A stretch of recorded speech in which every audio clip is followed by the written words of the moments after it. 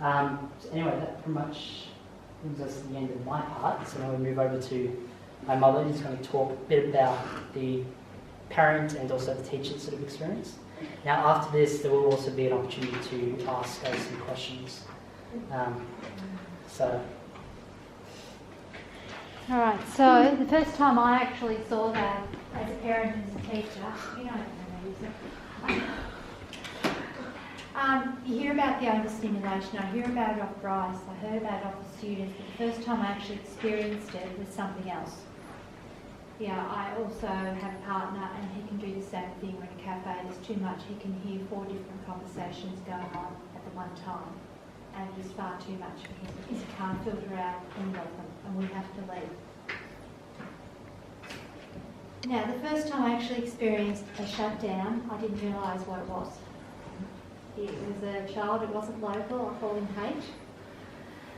He'd been out and played, nice play time, he was a little bit agitated, we came in, we did circle time. Well, not circle time is when you come back in and talk about what's happened, any news, birthdays, and what we're going to do next. We got up and went to sit down, and halfway across the carpet he froze in time. It was just halfway between a footstep. I'd never seen it before. This was when Bryce was very young. I was still very much in the infancy of learning about autism. And I just felt like, let's just throw a blanket over him and all the elephant in the middle of the room. But I actually did the right thing. We shepherded all the other children around. They started working. I kept an eye on him because I'd never seen this before. It was the strangest thing. And about 5 minutes later, he just kept walking. He was just halfway through a stride, he just kept going like there was no problems. Went and sat down, did his work. H was on the autism spectrum. He liked fiddling, we got along pretty well. Not everybody got along well with him. But his way of after playtime, after the circle time of the students being there was just too much. He went into a complete shutdown. He needed to reboot and he needed to move on. So, and I didn't make a big deal of it, we just moved on. So I had no idea what it was at the time. Now, the opposite of that is meltdown. Now, Bryce is my shutdown person, but Bryce has 2 older brothers. And the oldest of them, Michael, is actually a meltdown one.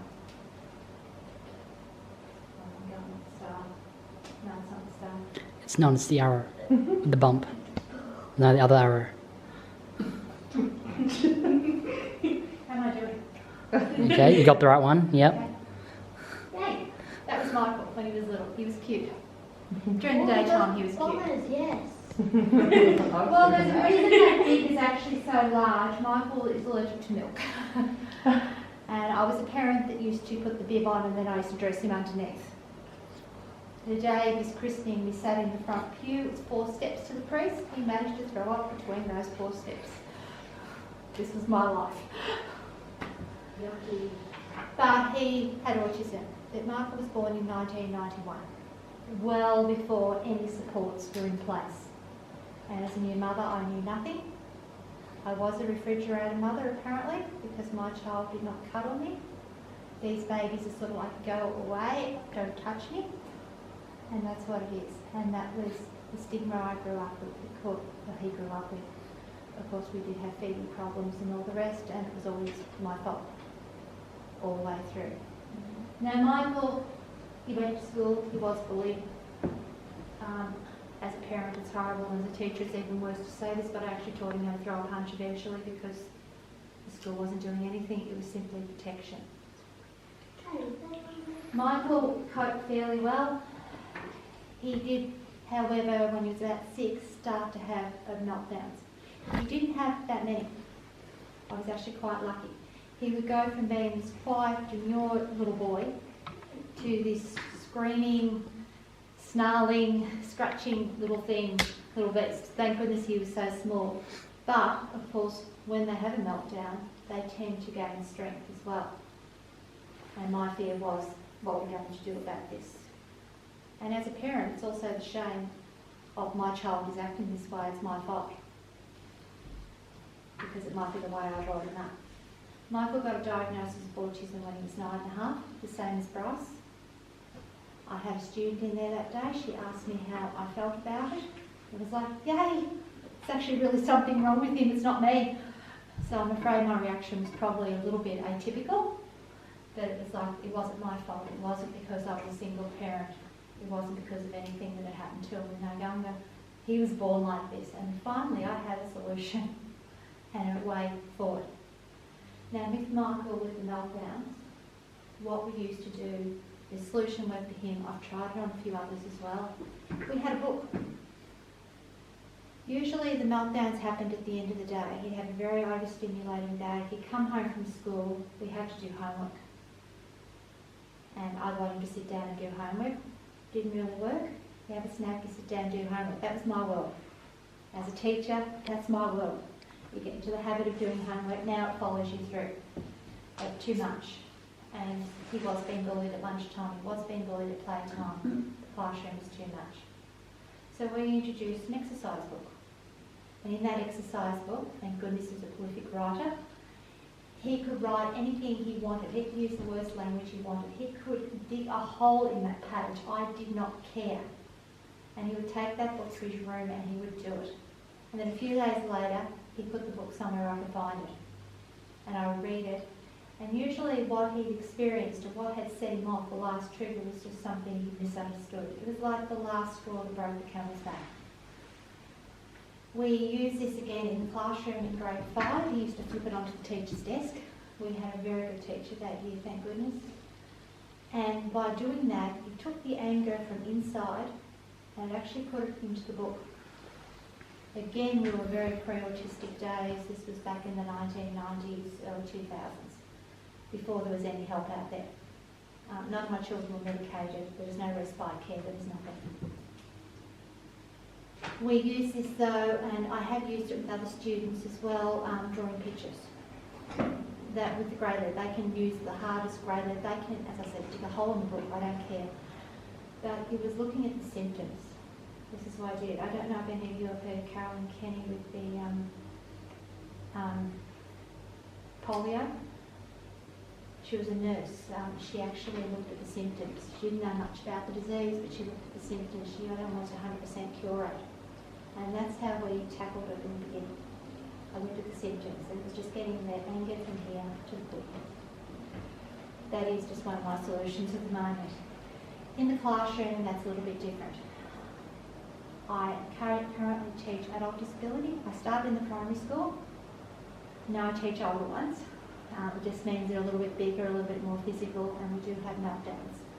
I think you have 3 or 4 in the school. I had 14 on Monday in a very small room. And about half of those stim. So it's very much fluffy and going on, and it is crazy. But they need to stim. Michael stims, Bryce stims. Michael used to do the flapping. Has anyone seen the flapping? I think it's quite cute. But he saw his father do it one day and that was it, he never did it again. So studies have shown that now it is genetic. Yes, we can see that. With my students, though, in the classroom, it is a totally different kettle of fish because there are so many of them and they do play off each other. You've got one stimming and you've got one that doesn't like being touched, and they're sitting next to each other and they are very close. So just ideas we do use in there as I do use fidgets. I've got one currently with a pen. I've been trying to find a fidget like it because he's going to put that pen through someone's forehead one day and let's go. I also work at Victoria Uni. I've got one there. The closer I go to the city, the worse he flaps. So we go into the city, we go out of the city. That he knows about, I can joke about. With meltdowns and shutdowns, it's finding that thing that calms them down. There's a girl called Rebecca Sharrock. Don't know if any of you might have heard of her. She's extremely famous because you remember back to the day she was born. Every minute. She never forgets. She can recite the Harry Potter books too. She's autistic.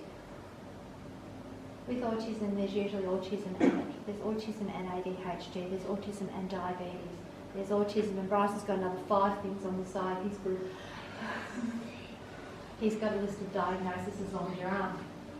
There's always an and. With her, it was the memory, and she actually is making a living out of that now, which is nice. But she has meltdowns. She is an adult. She will go into a full-fledged meltdown. Her mum slips the cat in. because she says patting the cat is what calms her down.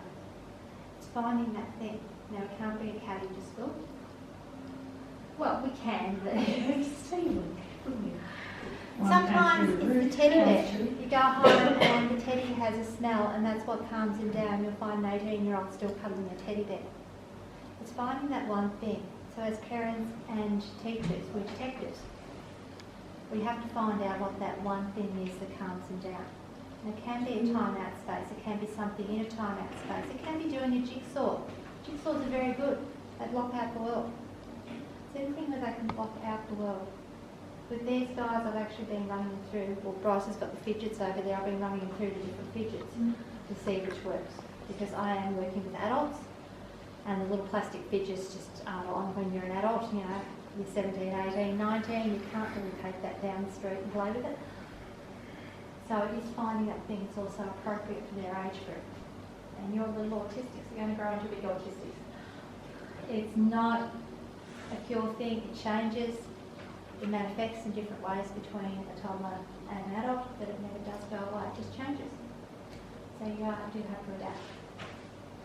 Working with adults though, I use the detective thing. Now with the teddy bear thing, it can be a piece of material. It's very textural, it's very smell.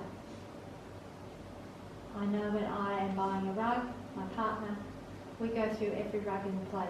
He will touch it, clothing, and most will go, can't have that. Beautiful rug. You can't have it because it's not just, I don't like the face, I don't like the touch of it. It just sends shivers through his whole body. He can't stand it. It's like an exaggerated reaction to everything. Now something's not just hot and cold, something's either really hot or really cold. Or it's really noisy or really quiet. Either are wrong. So I don't know what you have tried as parents, but if strategies we find in the classroom is the detectives. Especially when we have 2 or 3 in the same room. I've got 3 in one room on a Friday.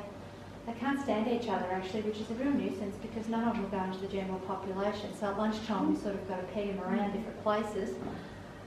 So they all have their time out so they can come back and cope in the afternoon with each other, as well as the rest of the class.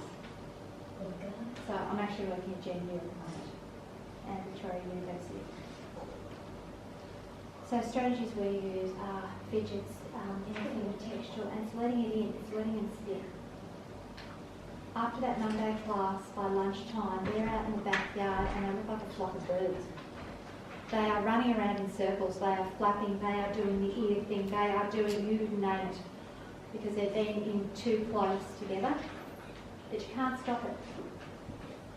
Stopping stimming is like compounding down a volcano. Eventually it's going to blow. And unfortunately statistics show that many of them do blow and they are not with us by the time they're 20 or 25. Too many, it is one of the hardest things that takes young people on the autism spectrum. And Bryce, what were the figures on how many years less does someone on the autism spectrum live? 18 years. 18 Yes. less than a neurotypical. And the main things are resolved around heart and anxiety. So it builds up and it does take a toll if we don't let them stim. So I don't know if it's giving you any ideas or not, but I'm hoping it does. It's also being calm, no matter what happens. And thankfully I found that the worse the situation gets, by the time you're calling the police and the ambulance, the calmer I am. But that is just practice through years of calling the ambulance. They usually do bring the police with them, it's pretty good. And they get to know you after a while. So that was in order. We had a few of them. Basically, autism, low functioning autism, which is not politically correct at the moment, I don't like us using it, is really an autistic lives in their own world. They're not part of our world, but high functioning autism is what we get in schools. They live in our world, but they live in their own way. And we need to let them live in their own way. Otherwise, we're not going to get our Bill Gates and our Dan Aykroyds. We miss too many of those. The worst thing I see in adult disability is the lost chances. I often get students in their 20s, their parents hand them over and basically say, you do something with them. I can't. And I see amazing, talented minds and is lost because they've been given amusements for the last 20 years, or if someone didn't believe in them, or they are so convinced they've got a disability by that stage, they're not going anywhere. I don't see autism as a disability. I see it as an opportunity. It's a different road. It's never going to be from A to B. It's always going to be by another path. It's a long road. It's a really long road, and sometimes you see the end of it. You see the end of the tunnel, and there's a train coming through and it's going to hit you. You've been there. It is a long road. Bryce's older brother is currently a theatre tech, actually, in Mount Isa. Totally independent. Hopefully alive. I haven't heard from him in a bit over a week. Last time I heard from him was in Western Australia on holiday. His story through autism was, we struggled through year 11, we struggled through year 12. We struggled. We tried university, he wanted to be an archivist, it wasn't happening. We accidentally fell into the theatre thing. Half the course was on the spectrum, it was fantastic. I was off the Opera House. But even there, he knew that was overwhelming, so now he lives in Mount Isa. Currently hoping to get on a cruise ship. That's his next step. 26-year-old girls in bikinis around the clock. Who could knock it? Really? So there is a light at the end of the tunnel, but it wasn't the road we actually experienced. He got lucky. I was teaching in a theatre at the time. I knew he was interested in it because we had a really excellent secondary school. Can I mention the name of the secondary school? Brow College in Warrnambool. And they let Bryce and Michael both be head backstages. They gave them adult roles, they were in charge. And that's where Michael's career came from, and I think that's where Bryce started off as well. He was giving him the responsibility, not treating them like they were autistics. They were people. I've just treated my children like they're the same as everybody else. Actually, if you're not on the spectrum in our house, you really do stand out. We used to host Pathfinder as well. Socially acceptable Dungeons and Dragons. I did the pizza runs. So in our house, it's normal. But it is just normal. It's not treating us different. It's having those expectations above and beyond, never going down. My expectations are always there. I've just inherited a new class at Gender. My expectations are up here. One I'm working on. But it's not losing them. I don't want to lose any one of these kids. I don't want to lose the one that's going to put someone on Mars. I don't want to lose the one that's going to kill cancer, because it's going to be one of these guys. They think differently. So it's letting them stick. It's working out how they can stay in school. Not letting them drop out when they're in year 10 because they're not coping. I'm not a big advocate of homeschooling. It's a safety net. Some kids have to do it, but it's not teaching them the social. They have to live in our world. Well, with computer technology now, they don't really have to. They can stay at home, do their shopping and work at home, but they have to live in our world. So it's not letting them off either. It's been tough, but it's finding those little things that get them through. Michael used to make cranes. You heard the story of 1,000 cranes? This was seeing how small he can get. I was vacuuming them up for months. But he needed to do that. He also used to whip paper with a ruler, and he actually wore out Star Trek DVDs. Because he'd go round and round and round. We've got every science fiction under the sun. That was his way out. And I had to let him do that. He comes home from school, he would watch DVDs for 2 or 3 hours. I know when Bryce is working, you've got YouTube going. Yeah, that's your out as well. Personally, I have Facebook in the background. I was trying to hide it at work yesterday while I was programming, but I had to have Facebook in the background because it was driving me crazy sitting there. It's finding that and it's allowing it. I'm not trying to force them into a mold. It's allowing stimuli.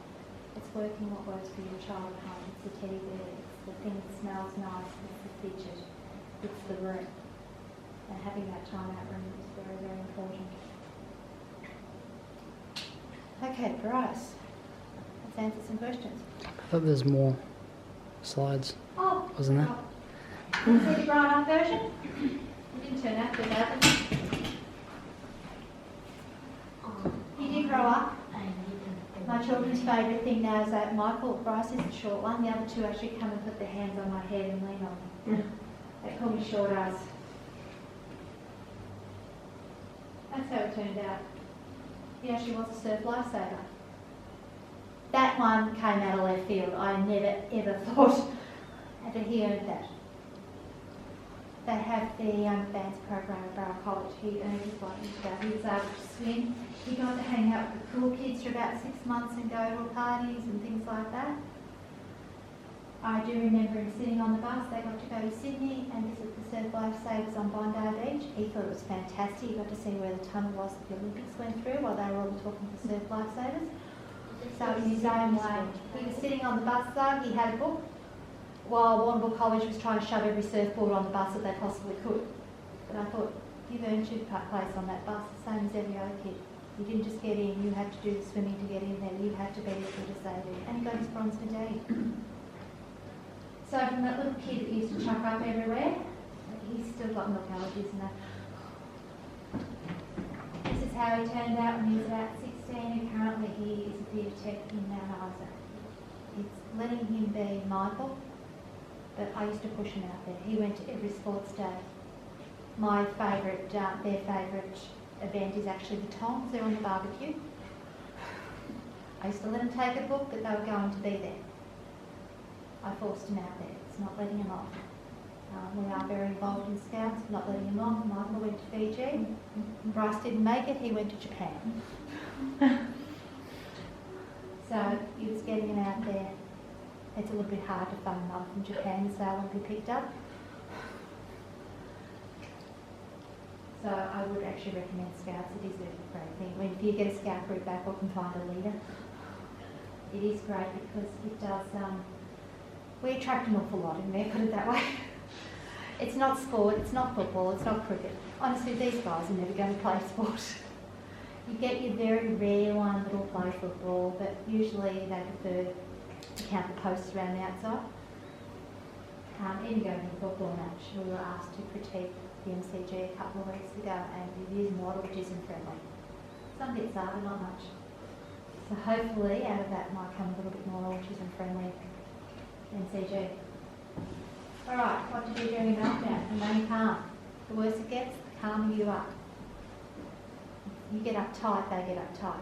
As you know, as teachers, they feed off you. You come in tired and grumpy on a Monday morning, you have got a class that is horrible by 10 o'clock. They sense it.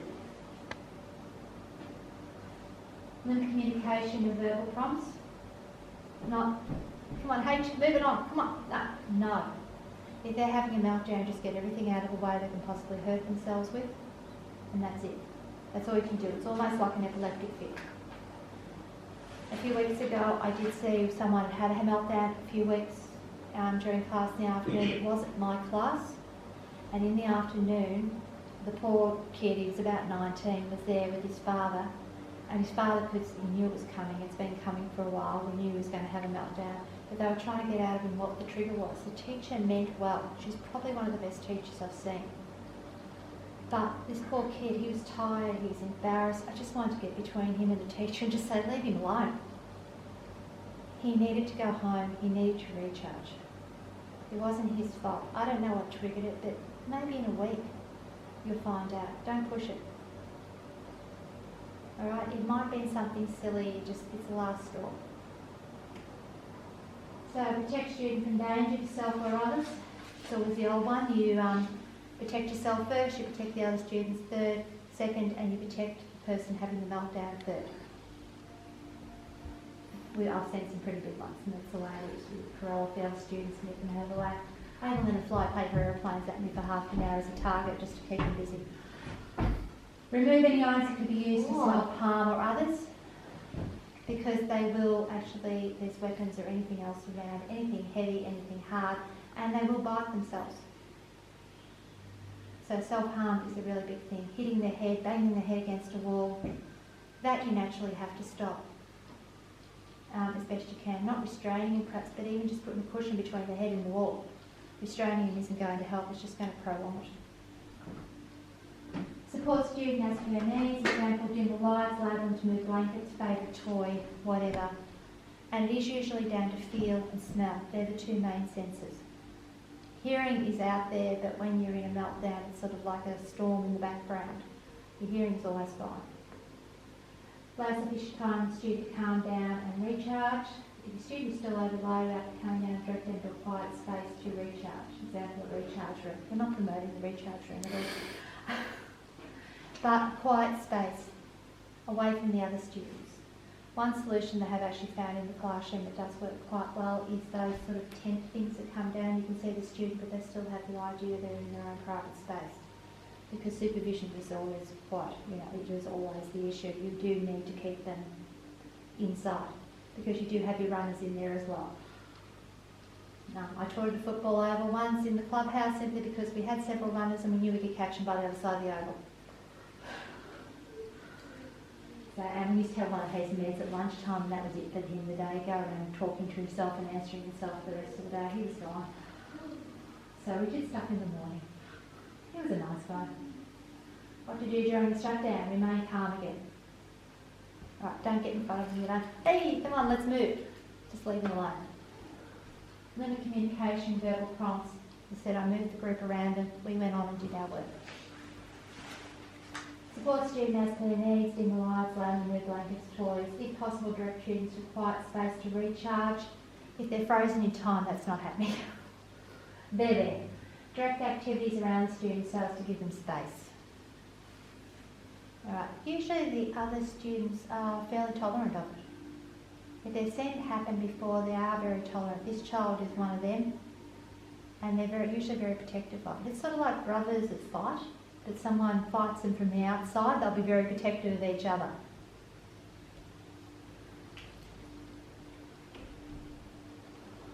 Now the question and answer.